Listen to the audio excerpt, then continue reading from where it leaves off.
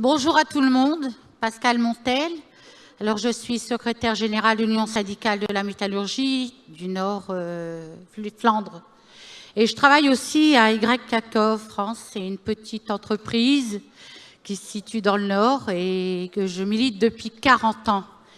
Et malgré nos grandes gueules dans le Nord-Pas-de-Calais, je peux vous assurer que pour nous, la lutte, elle est permanente.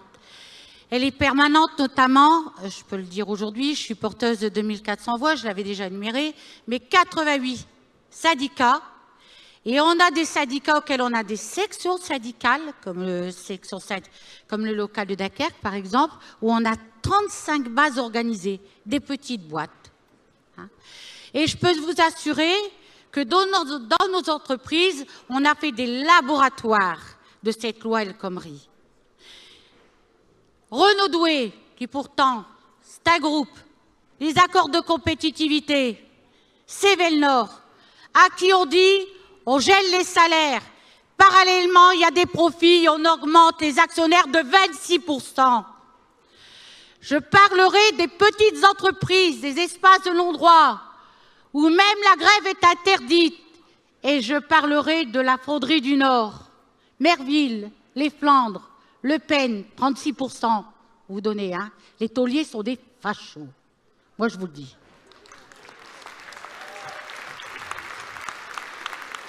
On a 48 heures avant le 31 mars, on prévenait les salariés de cette entreprise, des fonderies du Nord, que s'ils sortaient, ils seraient licenciés.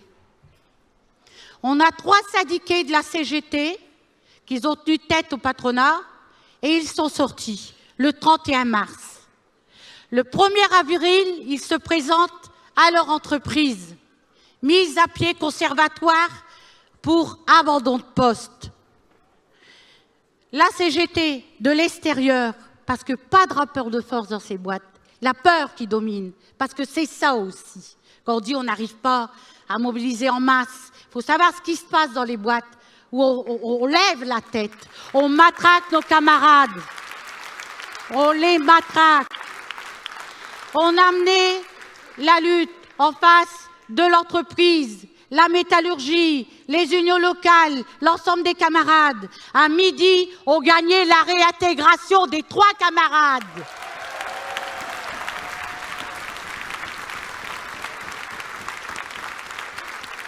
Il y a les bagarres qu'on fait référence, comme les Fras libres, ou du Nord, je suis descendu à Marseille pour partager leur victoire et manifester avec eux.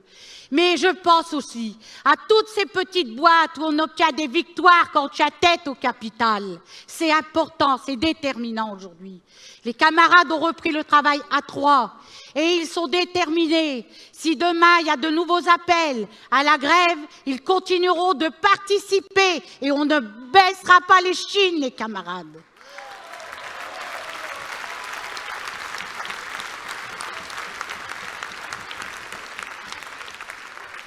Comme les travailleurs du service public, nous, dans la métallurgie, on mène la bagarre sur les questions d'industrie, notre outil de travail. Ça fait des mois qu'on mène la guerre contre le patronat, parce qu'on veut casser Vallourec, je t'invite à conclure, ma camarade.